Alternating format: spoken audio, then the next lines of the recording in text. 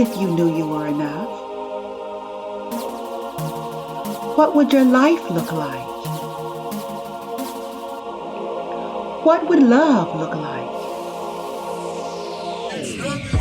This is the Enough Factor broadcast, where we're redefining what makes you enough in life and in love. Now here's your host, Suzette. Hello everybody, it's your life coach and relationship solutionist, Suzette Viernon, and welcome to my Enough Factor podcast. As always, I am so grateful that out of the hundreds and thousands of podcasts out there, you decided to listen to mine. And if you're new, the mission of this podcast is to amplify what I've identified as 3 critical factors of enoughness. They are 3 critical factors that elevate your feelings of enoughness. You know what they are? Your voice, your value, and your vision. For I have found in my own life and in the lives of the countless women that I have coached, that when they are clear about their voice, where they stand, their value, what they're worth, and their vision, where they see themselves, then their experience of love and life tends to be more fulfilling and more enriching. So I want to share some nuggets and some insights that I have gathered along the way. Now, granted, it took me 50 years to start truly connecting these dots, but because I was able to do it, I am a married woman to a fantastic man. And as I always say, if he were to come into this room right now, get down on one knee and propose to me again, I'd marry him again. That's pretty special. So I'd want to listen to somebody like me. So one of the things I want to talk about is something that I tended to do, and you may recognize yourself in this as well. And that is, I kept trying to turn a date into a mate. I kept trying to turn him into husband material. I kept trying to turn him into a keeper, right? Into the man I had been waiting for and hoping for and wishing for.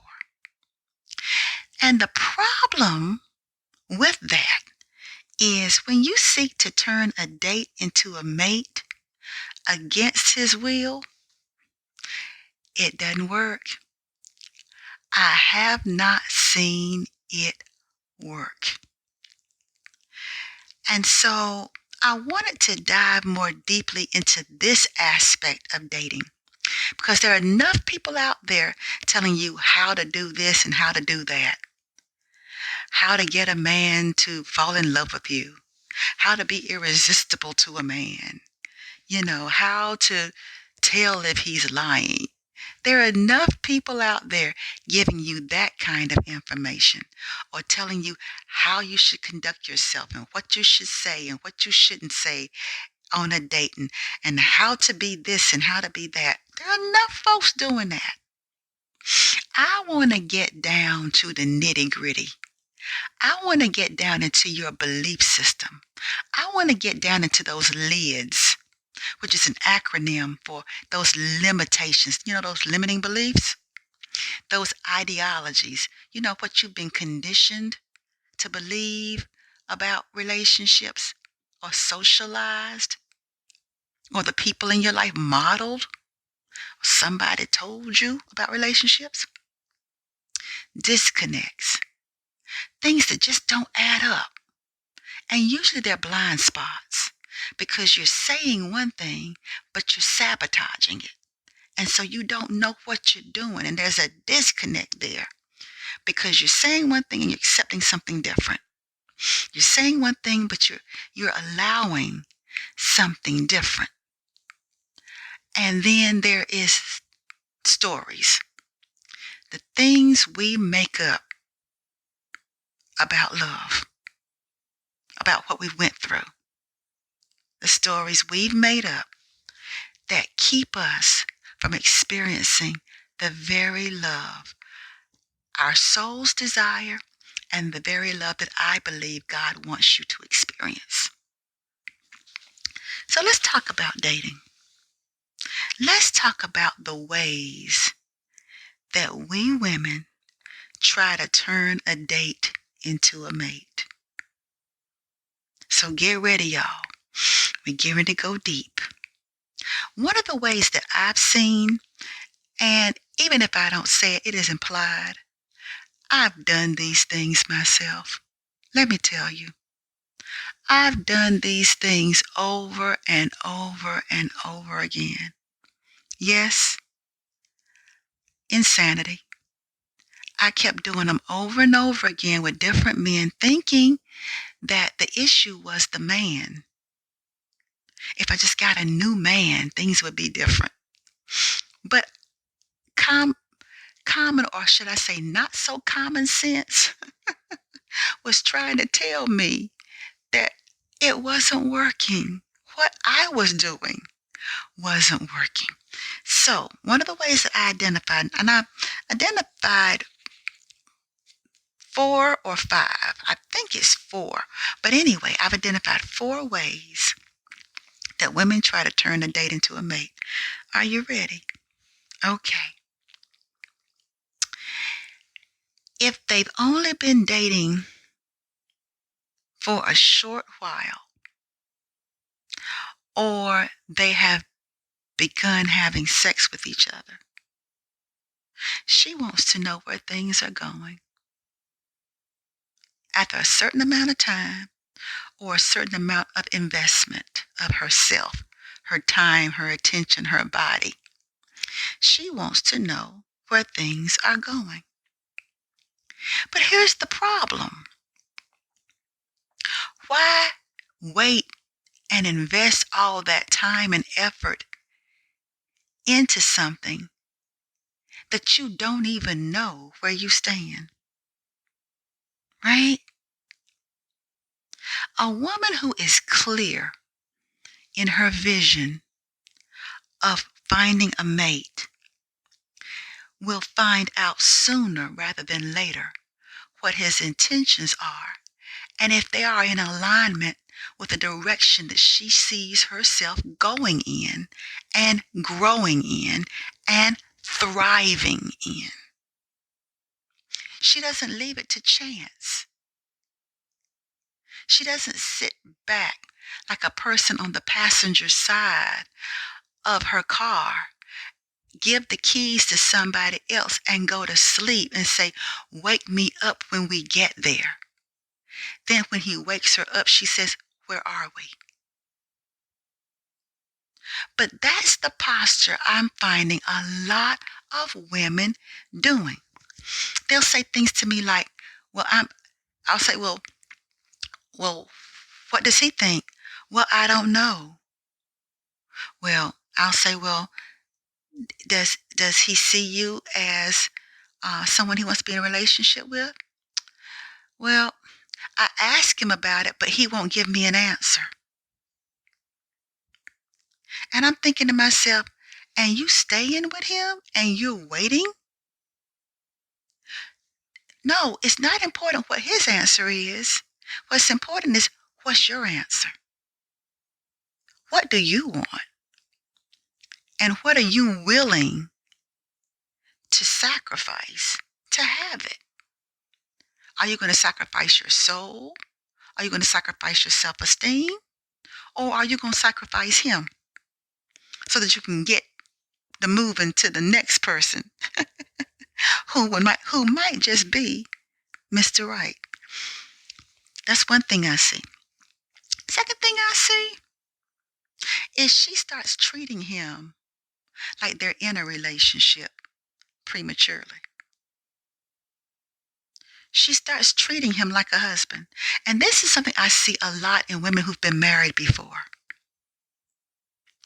If you've been married before and you have been a wife to a man and you have not cleared that energy to the point that you're able to date without slipping into thinking like a wife, having the expectations that a wife would have of a man, then you tend to fall into this trap. I know I did. I thought that if I could show him that I could cook, if he had a problem and I could help him, volunteer to help him with it, if I could do other things or maybe help him in some other way, that he would see me as keeper material. And I didn't understand at the time that my rush to treat him like a husband, or treat him like we're in a committed relationship, was only showing desperation on my part. Because he's sitting there thinking, wait a minute, I just called her once or twice, and she already starting to ask me why I didn't call her yesterday. Or she acting all crazy because she hadn't heard from me in a couple of days. Like, wait a minute, hold on. I'm not your boo. I'm not your husband. I'm not accountable to you. We haven't even labeled what this is. I just met you. And you want me to, you step into me with all this attitude. And it's like, wait, I don't even know you like that yet. And yet you are imposing on me something. You done jumped to the end of the book and we just on the first chapter. And ladies, I tell you, you have to get some distance from the wifey you. You have to. Because when you're first meeting someone, you don't know if they are husband material. So why treat them like that and have that expectation of them? And they just met you and you just met them. I mean, I see it all the time. Women who slip into a situationship. You've had sex with this person. And because he's touched you intimately and awakened some things in you, now you're in trouble. Because it is crucial to your self-esteem and your feelings of self-worth that you get something out of it. And the something out of it usually is trying to turn this into a relationship. Because if it was just a hookup, that's not enough. That's a betrayal of what it is you wanted. That's a betrayal of how you see yourself in relationships. You said you didn't want a casual relationship. You said you weren't a hookup. You said that you did not sleep with other women's boyfriends and husbands, but now you done slipped into a situationship and you don't know what to do. Because on the one hand, you don't want to have a casual relationship, but on the other hand, there's something in you that wants to continue to have sex with him, that wants to continue to bond with him. And so it puts you in a bad spot. Maybe I'm just talking about myself, but I believe in keeping it real. Now, a woman who's clear, however, that she wants a mate never gives more to a man than she can afford to lose. If you're going to lose credibility with yourself over something that you did, you've gone too far. And it doesn't matter. There are other ways of losing credibility with yourself. Anything that you said you weren't going to do, anything that you said you weren't going to settle for, and you find yourself doing it and settling for it, causes you to lose credibility with yourself. And it's a self-betrayal. And when you betray yourself over and over and over again, then you lose trust in your decision making, in your ability to be true to your own values, to treat yourself well. You lose credibility. You truly do. And it's something that Dr. John Gray, the author of the book Men Are From Mars and Women Are From Venus, in an interview that I did with him for my 5-year running summit called You Ask, Good Men Answered. It ran for 5 years. He said, you never pay a man for work he has not earned. You never pay him for work he has not earned. And let me add this, ladies. Him driving from another city or town to where you live so that he can meet you is not work. It does not require that you cook him dinner. It does not require that you give him sex. A thank you, I had a nice time, and at the most, a kiss on the cheek is all that you need to give him. Because here's the thing. When you're clear about what makes you enough, you realize that just spending time with you is gold to a man that likes you. And another thing about men that is important for you to understand, men respect what they work for. So let him put some work in. See what he's willing to do just to be in your presence. That's number 2. Number 3, one of the ways that women try to turn a date into a mate is she lays on him expectations that are premature. They're premature. I've never seen a day where people judge a person's interest in them based on how consistently this person texts them.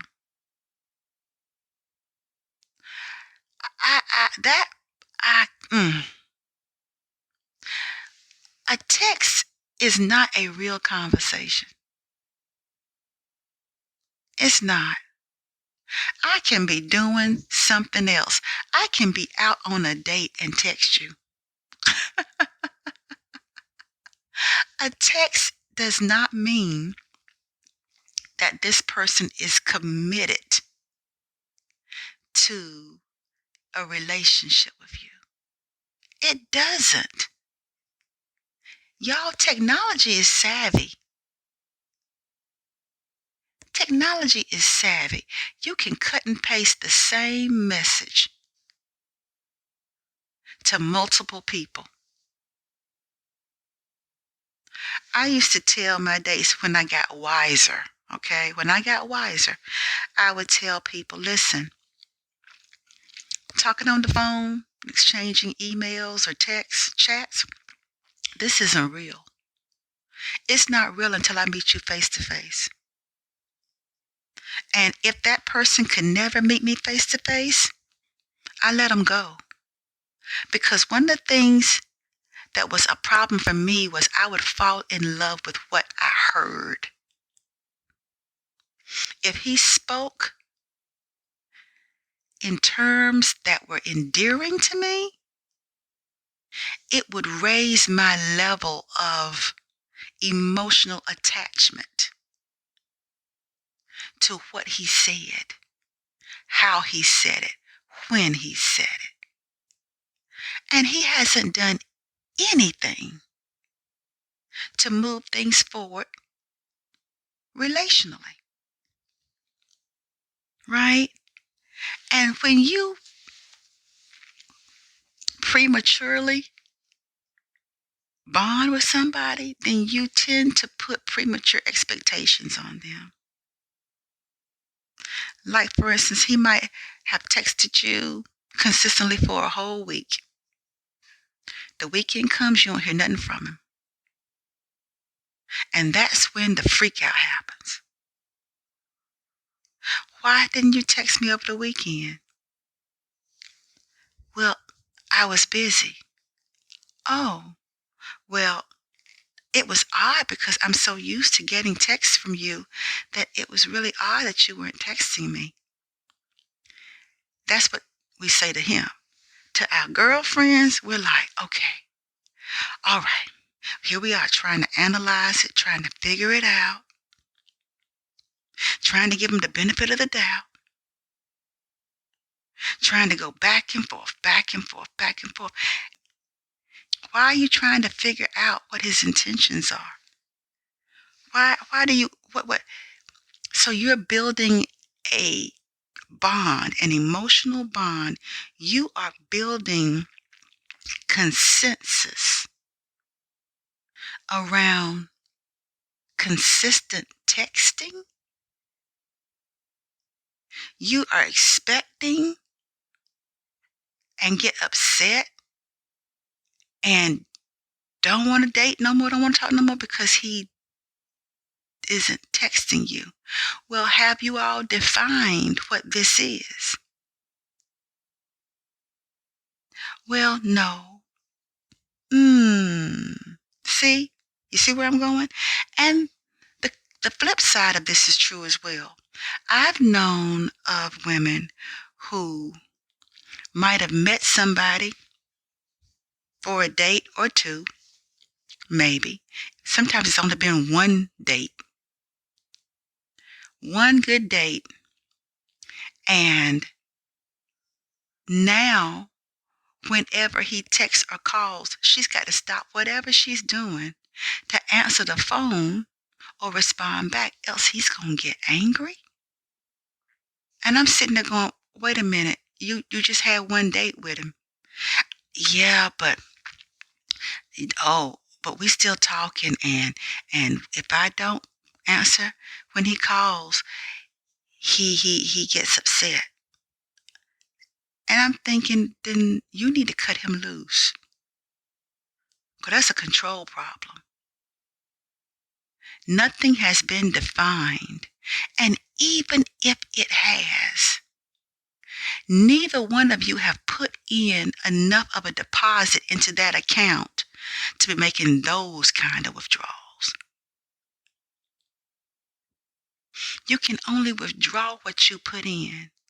If you expect somebody to stop everything they're doing to take a phone call from you, or if you're expecting a person to take down their dating profile just because they're dating you, you have to take a step back and say, but have we put enough into this joint relationship bank account to be taking out these kinds of withdrawals? Right? It's premature. It's premature.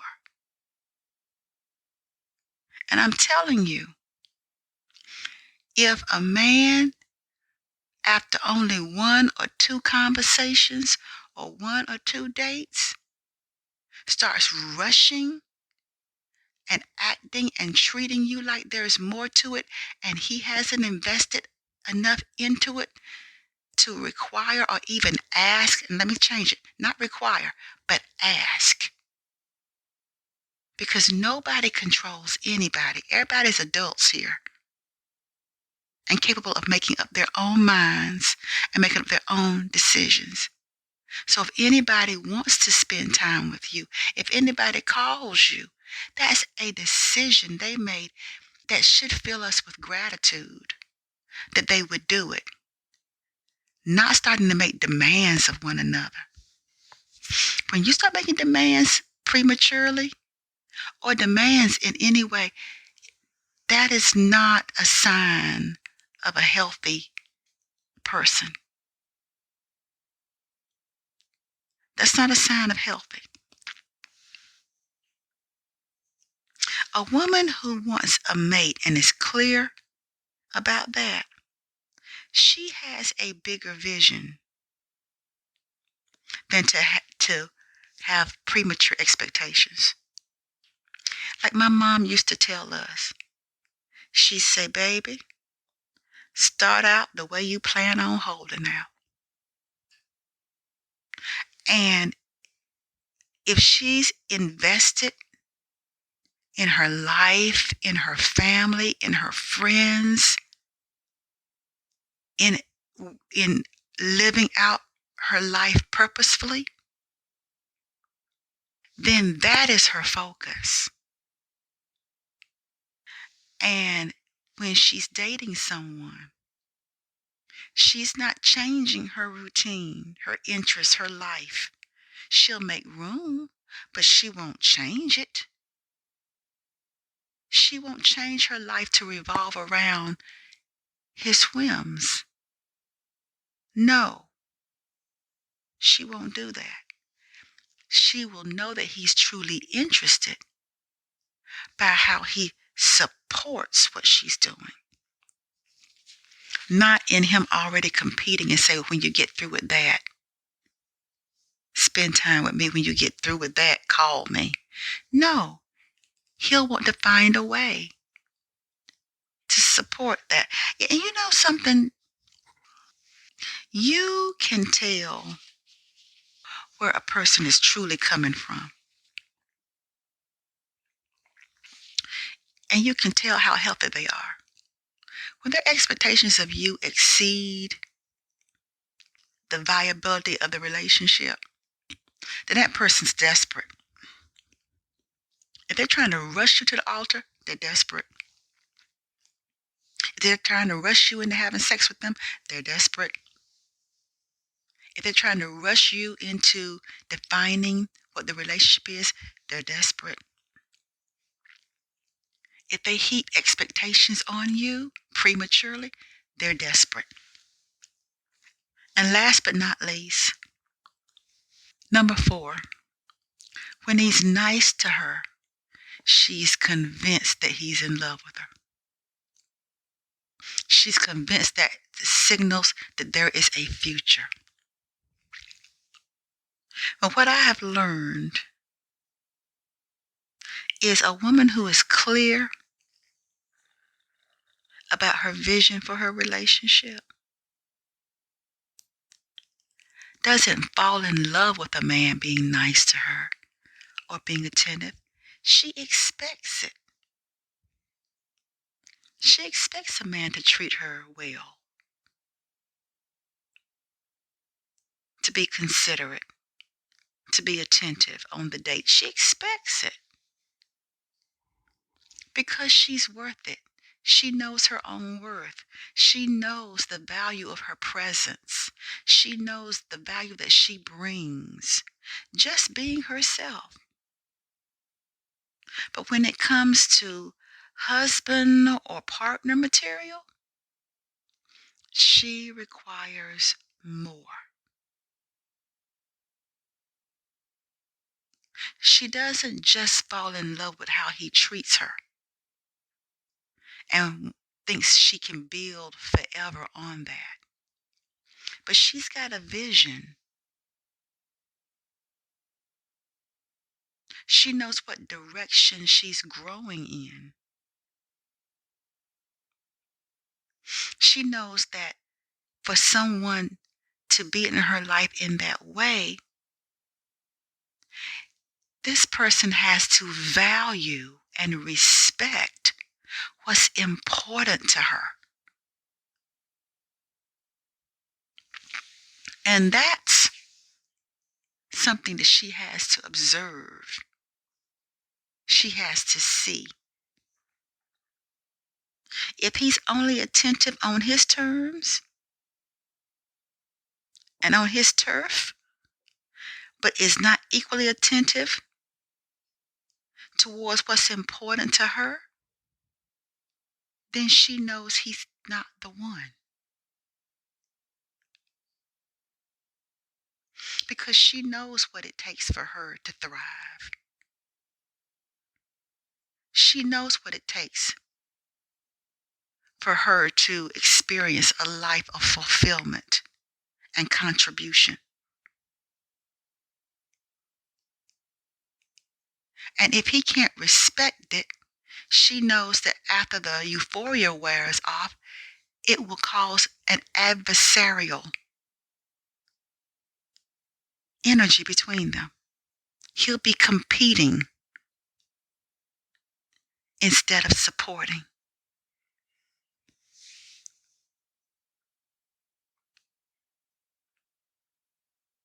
She knows that just because he's good at dating does not mean that he is keeper material. And for those of you ladies who are in the dating world, you're over 30, 40, 50, 60, maybe you've been married before, and maybe you're widowed or you're divorced. Understand, just because dating is becoming technologically advanced doesn't mean that the rules have changed.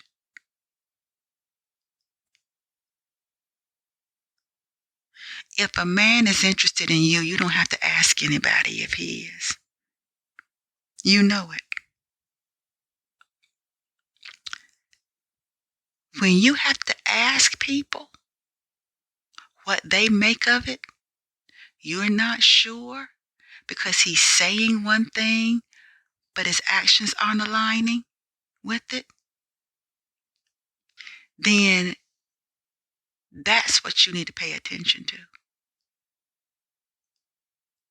Not listening to people who okey doke themselves and will tell you the same thing that keeps them in messed up, mixed up, frustrating and confusing relationships or confusing experiences. If he is interested, you'll know it. But if he tells you he's interested but keeps having excuses for why he can't show up, why he keeps canceling, why things have to keep changing, why he can't come, why he can't do this, he can't do that, he can't pay for the meal, he can't.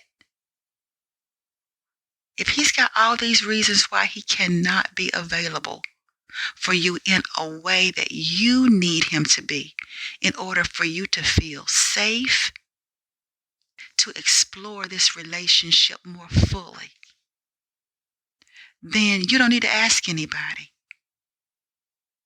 You have your answer. So I wanted to share those things with you and encourage you, ladies, don't rush to turn a new flame into something more prematurely. Get clear about what you want. If all you want to do is date, then just date. Just do that. Ain't nothing wrong with it. There's some people that love dating because it's romantic and it's exciting. Let the good times roll. If that's where you are, then own it. Own it. pour the foundation and the concrete and build your house right there. Own it. But if you want something more fulfilling and more long-term, and you know that just dating for the sake of dating is just not your thing, then don't enter into it as if it is. You lead. You become somebody that you can trust to stand for what it is you want. Well, that's it. That's all. Thank you so much for listening, and until next time, just in case no one has told you, I want to tell you myself, and I want you to listen. You are worthy. You are worth it. You are more than enough. Bye now. You have just listened to the Enough Factor podcast with your host, Suzette Vernon. To get notified of new episodes or to dig deeper into today's topic, become a subscriber.